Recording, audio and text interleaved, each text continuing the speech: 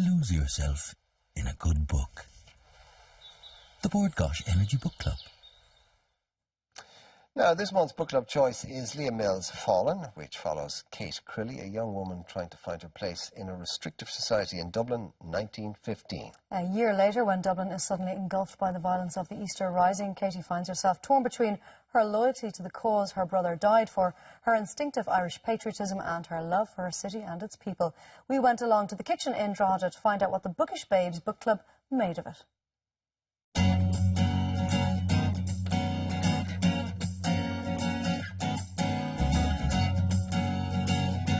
We're just a group of friends that meet and we all love to read, and we decided to meet up in coffee shops and restaurants, have a chat and kind of communally read one book together and break it down and see what we thought. It's a great way of finding new authors that's of a different genre that you wouldn't normally come across. Basically it's the story of a young woman, Kate Crilly.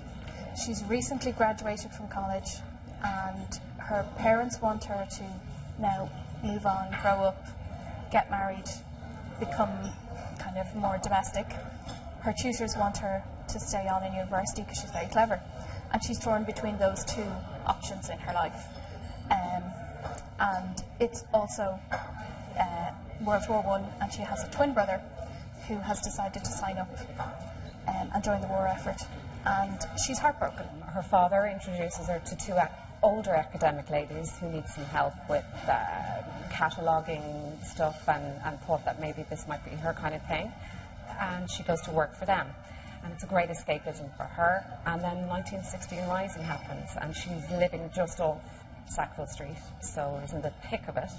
But for once this book is written not about the war, it's not written about the Republican Army, it's not written about the rebels, and it's not written about the British aspect. It's written about the people who actually lived in the middle of it. So it was a lovely approach. I must say, it took me a while to get into the book. I did struggle a little. I'd read the first 50 pages, and for me the book absolutely flowered when her twin brother dies. And this is when I feel that Katie flowers.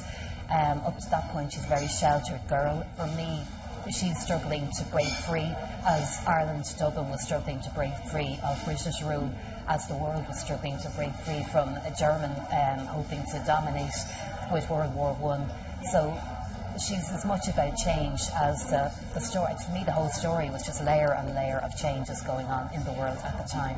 I didn't find it difficult to read, but it would be heavier than your Maeve Binchy's. It wouldn't be a light, airy-fairy by the poolside read, but I did find it gripping and very entertaining as well. And because it's based on a true event, the 1916 Rising, which we've all learned about in school, and we know that it only lasts 5 days, but it's trying to see, how everyone will come together in those 5 days. Hubie is an interesting character. He is damaged by war, but he's damaged in such a way that he thinks other people can't understand his perspective. Because if they haven't been in the trenches, how do they know what it is to be hurt or to feel sadness or to feel oppression? And he doesn't necessarily realise that other people, such as Katie, who have lost loved ones, may also feel that war has damaged them, damaged their family, damaged their city.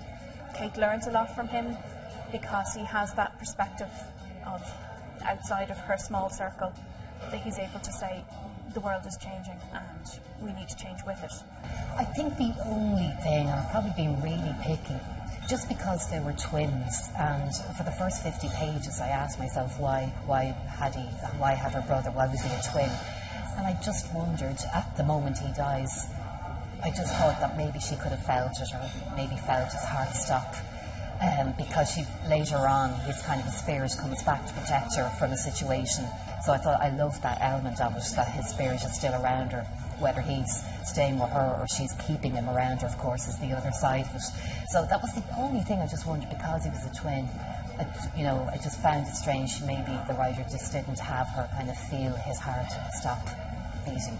If I'm completely honest, I wasn't entirely satisfied with the ending. It kind of ended very abruptly, in the style of Lock, Stock, Two Smoking Barrels, where you're left to wonder what might happen. you can kind of draw your own conclusions, which some people love, but I kind of like everything to be set out. I don't really like ambiguity. I just kind of wish I knew more about what was going to happen to certain characters. I think she left it very open-ended, and I don't know whether she's going to go back and revisit these characters. I might have preferred a little bit more closure about exactly what happens to them afterwards, but then again, maybe she's planning a sequel.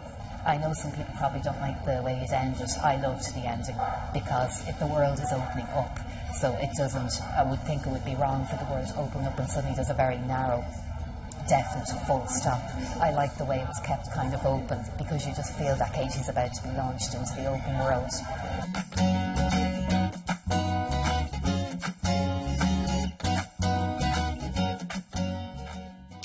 And if you'd like to take part in our book club, or indeed if your book club would like to take part in our book club review, then email irelandm@tv3.ie. Congratulations, by the way, to Jennifer Beaton from Lucan in County Dublin, who is the winner of this month's competition. You can read her review by going to tv3.ie/book club. Now, next month's book club choice is Susan Loughnane's The Art of Scandal. And if you want to be in with the chance of winning a book club goodie bag and a Versus tablet, then send us your reviews to us by Friday, October the 24th. You can email them to irelandm@tv3.ie or indeed post them to Gáis Energy Book Club, TV3, Westgate Business Park, Ballymount, Dublin 24. Lose yourself in a good book. The Gáis Energy Book Club.